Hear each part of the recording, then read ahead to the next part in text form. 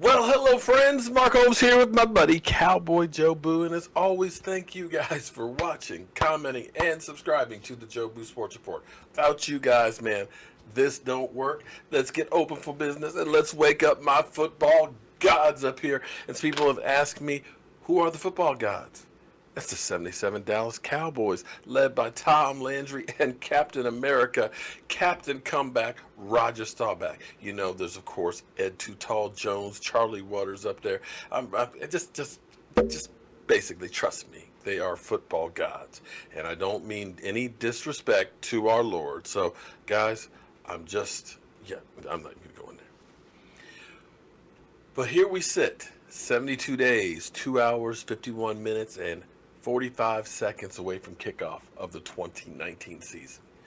Guys, a month from tomorrow, the team heads to Oxnard for training camp. And man, I can't wait.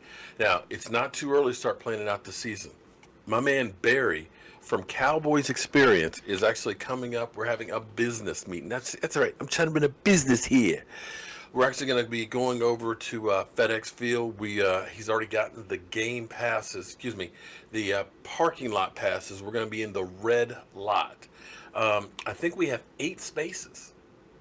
8 freaking spaces. That's how big this tailgate's going to be. We're trying to make the tailgate to end all tailgates there. So, definitely, if you want to go to that game, you want to be part of the tailgate and stuff, check out Cowboys Experience, as well as the Giant game, the season opener. We're going to be in Dallas. We're going to be at the autograph signing, of course. I'm sure Drew Pearson will be there. I'm sure we'll be going to the tailgate with Ed Too Tall Jones, and we're working on getting a section together. So if you're interested in going and being in that section, you need to get in touch with Cowboys Experience, and I'll put the link in the description for this video. But here's the thing, man. I got to tell you, I love this. Stephen A. Smith. Stephen A., I got you again, buddy. Stephen, you cannot deny what you are. I caught you before. You always said how much you hate the Dallas Cowboys. I despise the Dallas Cowboys because they break your heart. They get you set up, give you a taste, only to rip it out from under you, like Charlie Brown, like he's ready to kick the football, and Lucy pulls it away. That's how you describe the Dallas Cowboys.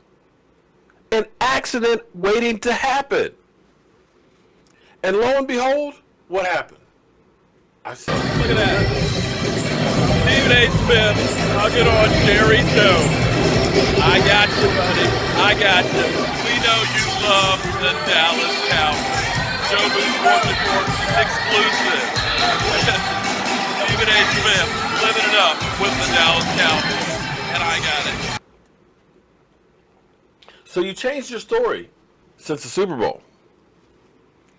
You've gone through because I caught you.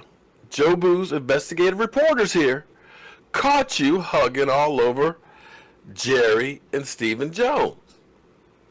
So you had to admit, and I'm glad that you did. I'm glad you didn't deny and act like it didn't happen. I don't know what you're talking about. Next question. No, you embraced it. But I caught you again. See, for those of you who don't know, me and Stephen A., we have a little experience. Our paths have crossed a couple of times. Because you remember, Stephen A., down there in Houston, when you tried to knock out Jobu. Stephen A. Hold up. Stephen A. Hold up. Stephen A. Hold up. I want to show you guys this clip. And I want to see if you see what I see.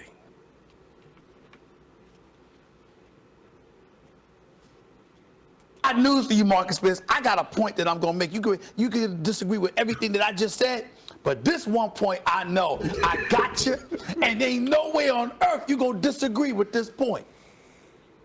Didn't you have a problem with the fact that Carson Wentz got $107 million in guarantees. Nope. Just 2 months after Russell Wilson got the same amount in guarantees. Carson Wentz ain't been in no 2 Super Bowls. He ain't no Super Bowl champion. Russell Wilson signs for 4 years, $140 million, $107 million in guaranteed dollars. And 2 months later, you give it to Carson Wentz, who ain't never even played in a playoff game, the same exact money in guaranteed dollars. There's something about that rubs me the wrong way, but I ain't gonna go there at this moment. The point is, at the end of the day, we know he don't have the same credentials. And right away, I've been a guy, because you remember, you a Nick Foles guy, I've been a Carson Wentz guy. But by the way, he ain't no Russell Wilson, and he hasn't been a Dak Prescott. Dak may eventually be worth more than Carson Wentz. Best ability is availability. Dak reminds me a lot of Russell Wilson and Tom Brady in the sense that he comes into the league, into winning situations with just situations that are conducive to him being good. And all he really needs to do is be a game manager who's big on third down and elevate under pressure. I think he's done that. But just because Russell Wilson turned into a great quarterback from a solid one, and Tom Brady turned into the GOAT from a good quarterback, doesn't mean Dak will follow the same path. But by the way, if he does, great. Then pay him more than Carson Wentz when he gets there, because he ain't there yet. Carson Wentz, on the other hand, was the MVP. He was the best player in football the moment he got hurt, when Nick Foles took over and won the Super Bowl. He would have been the MVP had you voted on it right then. Week 13, not week 6, week 13. By the way, how did he get hurt? I was at that Rams game, and he came in the next play on a bum leg and still got business done before he had to come out of the game. He's a tough guy. He can run. He can throw. All those things. Stephen A., you're not allowed to make this argument because you and I had an ongoing debate. I said the one issue with Carson Wentz is the... Okay. Thus far, let me catch you up here, because look at this face.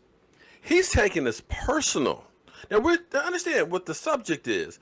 Whether or not to pay Dak Prescott, you got Marcus Spears who's there who's like, nah, man, don't pay Dak. He ain't worth it. No problem paying Carson Wentz.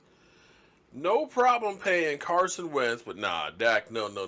But look at that face of Stephen A. That's a face of disgust. Let's go on. Health. So it's worth it to pay Nick Foles franchise quarterback money while you have Carson Wentz on his rookie deal. You said you got to let Foles go. So if you have that much confidence in Carson Wentz that he's going to stay healthy, there's no reason not to pay him because when on the field, he's a superstar. Dak is something less than that when on the field. Well, first of all, I decide what I'm allowed to do because I'm Stephen A. That's number one. Number two. Spitting fire. The debate between Carson Wentz and Nick Foles is entirely different than the debate with Carson Wentz against Dak Prescott. Number three, the reason why it's different is because we're talking about the monetary value of one over the other, which is an entirely different subject than Carson Wentz and Nick Foles. He is absolutely right. I did say all of those things about Carson Wentz. I meant it. The issue is the dollars, Marcus. That's where I'm going here, all right? From the standpoint that I'm looking at him and I'm looking at the guys, I'm looking at a guy like Russell Wilson who just got $107 million guaranteed, and I'm like, oh, you're going to give Carson Wentz the same kind of guaranteed dollars, but not Dak Prescott? And let's take Dak Prescott into consideration. We got Carson Wentz. You had Nelson Aguilar, right? Not bad. Nelson Aguilar, Alshon Jeffrey, not bad. When you say that, I'm sorry, Zach Ertz had 116 receptions down, over 1,100 yards receiving. You got that security blanket that does that tight end. What did Dak Prescott lose? What did he lose last year? He lost that tight end. Who were one of the, in terms of productivity from that position, who was one of the worst teams in the NFL last year? In terms of the tight end position, it would happen to be the Dallas Cowboys. Yep. So what I'm saying to you is this. You got a guy that retired that was in a Monday Night Football booth before he got retired and go back to that, right? We got that going on, right? We also had Ezekiel. Did you get it? Let me back it up just a little bit here. Because you see the passion. This ain't no fake juice. Because he is arguing like I argue for Dak Prescott. Now, let's go back here. Listen. Last year, in terms of the tight end position, it would happen to be the Dallas Cowboys. Yep. So what I'm saying to you is this. You got a guy that retired that was in a Monday Night Football booth before he got retired and go back to that, right? We got that going on, right? We also had Ezekiel. You hear that? We also had Zeke Elliott. Keep on going. Elliott missing the 6 games. We had injuries on the offensive line. There were 3 and 3 in those 6 games. Forget that. That's not the point. The point that I'm trying to make in terms of how he looked. That's what we're talking about here. How he looked. You yourself. See, here's the thing. Understand, and I'm telling you, Stephen A. Smith, from time to time, that little Dallas Cowboy fan of him slips out. Like when I was talking with DeMario, who sat right here, DeMario Davis, linebacker for New Orleans Saints, played with the Cleveland Doo-Doo Browns and played with the New York Jets. What players do is they don't own the team. They don't take ownership of it. They're like a doctor. They don't get emotionally involved. They say, this team, or I'm here to work with the Dallas Cowboys, instead of saying, I'm here to work with my team. He just said, we had this problem. We had that problem. Stephen A. Smith's taking ownership of the Dallas Cowboys. Come on, Stephen A. Let me back it up one more time. Listen to it. Oops. The big carriers. Oops, I messed it up. Hey, man, you want to hit the town with us? I messed it up. Well, that's all right. You get the picture.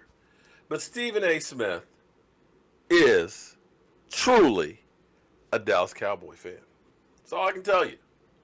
Because you don't get that passionate about defending Dak Prescott getting paid, and you don't start calling and saying, we lost Zeke Elliott for 6 games, our offensive line. You don't do that. Stephen A., come on, man. You's a Cowboy fan. I'm Mark Holmes with Jobu Investigative Reports. I'll see you guys later.